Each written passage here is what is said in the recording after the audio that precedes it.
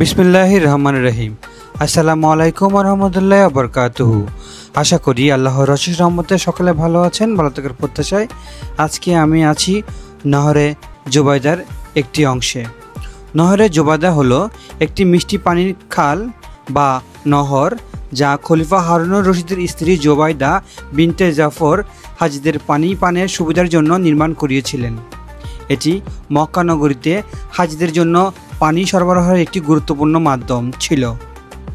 প্রায় 1200 বছর আগে নির্মিত এই নহরটি এখন ধ্বংসাবশেষ মক্কায় দেখা যায়। সেকালে মরুভূমিতে যাতায়াত ছিল দুঃসাধ্য। আধুনিক প্রকৌশলী বিদ্যা ছাড়াই রানী জুবাইদা কুফা থেকে মক্কা ও মদিনা পর্যন্ত মরুভূমির উপর 1400 কিলোমিটার দীর্ঘ সড়ক নির্মাণ করেন।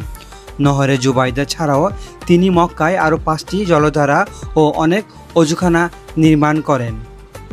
আব্বাসী শাসকেরা বাগদাদের সঙ্গে মক্কা ও মদিনার নগরীর যাতায়াতের জন্য রাস্তা সংস্কার, মঞ্জিলে নানা সুযোগ সুবিধা ও নিরাপত্তা ইত্যাদি বিষয়ে অর্থ ব্যয়ে পৃষ্ঠপোষকতা করেন। প্রাচীনকালে দিনে বিশ্রাম, রাতে যাতায়াতের প্রচলন ছিল। সাধারণ নিয়মে এক রাতে 16 মাইল পর্যন্ত যাওয়া যেত।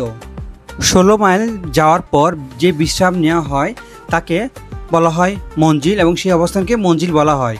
রানী জুবাইদা বাগদাদ থেকে পবিত্র এই দুই নগরীতে যাওয়ার মঞ্জিলগুলোর সুযোগ সুবিধা বাড়াতে বিপুল অর্থ ব্যয় করেন।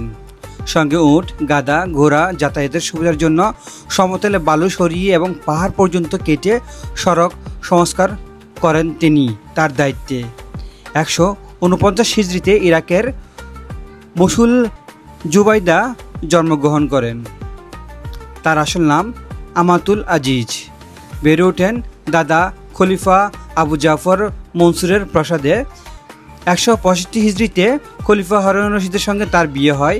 রানী জুবাইদা ছিলেন যে কোনো ভালো কাজের জন্য আগ্রহী এক মহিষী নারী। তিনি প্রচুর দান করতেন, কোরআন তেলাওয়াত করতেন, এবং কোরআন তেলাওয়াতের জন্য তিনি তার প্রাসাদে 100 নারী হাফেজ রেখেছিলেন।